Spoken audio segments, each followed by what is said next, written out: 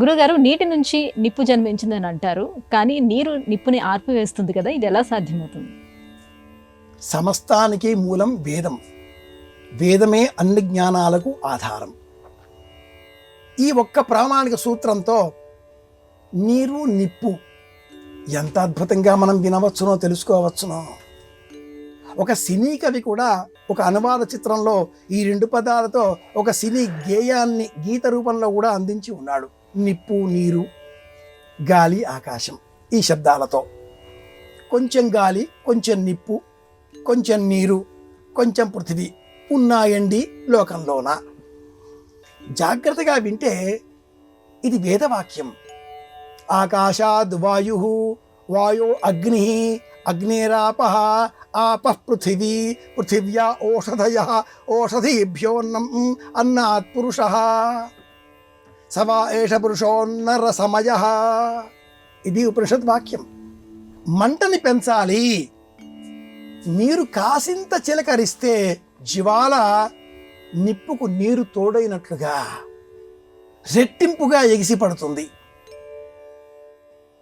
నిప్పు కణం సోకడంతో నీరు ఆవిరిగా మారి గాలివైపుగా ప్రయాణం చేయడంతో ఆ జ్వాలను కూడా వెంట పెట్టుకొని ఎగిసిపడేలాగా తోడ్పడుతుంది.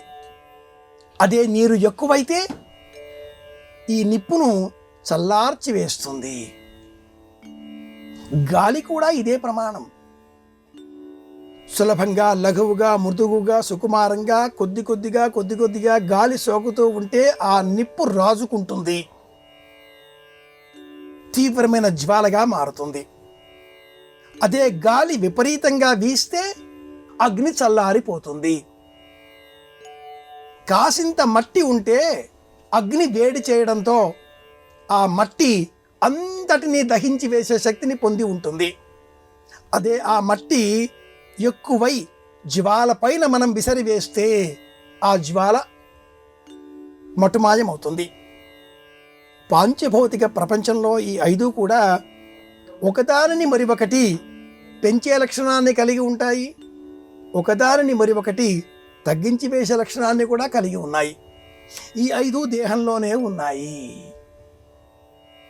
ఉదయం లేవగానే గ్లాసు నీరు, 2 గంటల తర్వాత మరో 2 గ్లాసుల నీరు, మధ్యాహ్నం మరో 2 గ్లాసుల నీరు, రాత్రి భోజనం చేసే కంటే పూర్వం 1 గ్లాసు నీరు, నిద్ర కంటే పూర్వం 1 గ్లాసు నీరు, ఇలా వెరసి 6 గ్లాసుల నీరు స్వీకరిస్తే జల చికిత్సా విధానం లోన ఉండేటటువంటి 98.8 డిగ్రీస్ టెంపరేచర్ అలాగే ఉంటుంది. నీరు తక్కువైతే జ్వాల పెరుగుతుంది. నీరు ఎక్కువైనా కూడా లో బీపీకి వస్తుంది, జ్వాల ఆరిపోయే ప్రమాదం ఏర్పడుతుంది.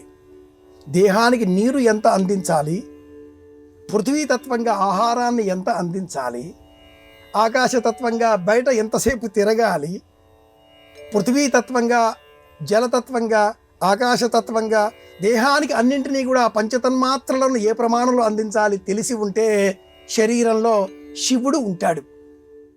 లేకపోతే ఈ శరీరం శవంగా మారుతుంది. ప్రాణం ఉంటే శివం, ప్రాణం లేకపోతే శవం. ఇది బోధించడం కోసమే ఉపనిషత్తులు నీరు, నిప్పు, గాలి, వాయువు, ఆకాశం అనే సూత్రాన్ని ఇలా అందించాయి. ఇది విషయం.